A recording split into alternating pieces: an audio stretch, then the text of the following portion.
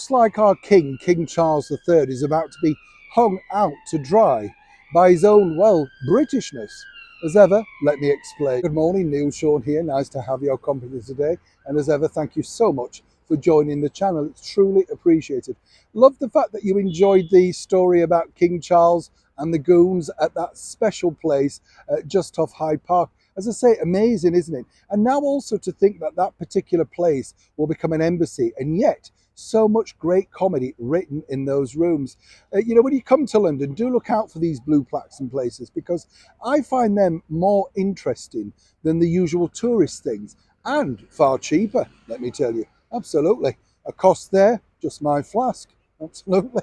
Yes, back as ever to your break your roll story of the day. This is coronation year, obviously, and we're all very excited.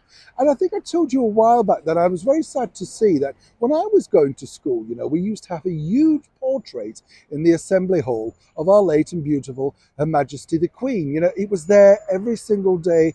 Everybody knew what it meant. British history was taught to all. We knew, from a very early age that she ascended the throne in 1953. British history was taught to all of us. That was, well, imperative, really. That's really why I know so much about the British monarchy, because thanks to those wonderful, kind teachers, they told me about my heritage, what it meant to be British.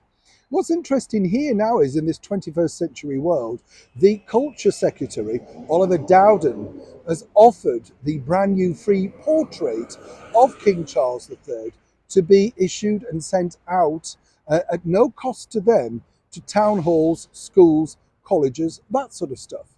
Now, you would have thought, wouldn't you, that this would have been particularly embraced, but oh no, as ever, the woke brigade have decided they don't want it, they think it's a waste of money, all of this sort of stuff.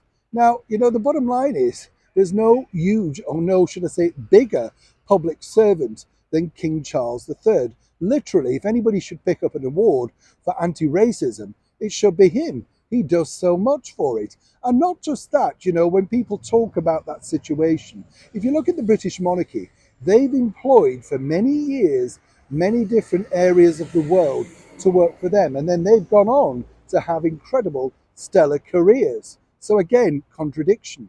But over here, as I say, this brand new portrait looks like King Charles could be hung out to dry. Now, why don't they impose a fine on those schools that are rude enough to say they do not want this particular portrait hung in their school? Fine them. Simple as that. It's part of our British heritage. Why should they decide, particularly these minority schools who are trying to change the full fabric of British life into their way of life, that they don't want it?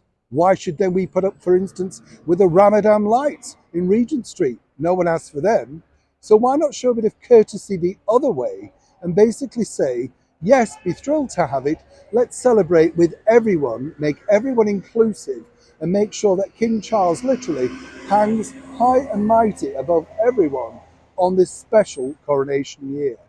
I'd love to know, as ever, what you think to this particular royal story of the day. Is it right? Should he not have his portrait in these particular buildings? Should town halls be given the chance to choose? Let me know your comments in the boxes below. I think you know mine. Neil Sean in the very heart of London.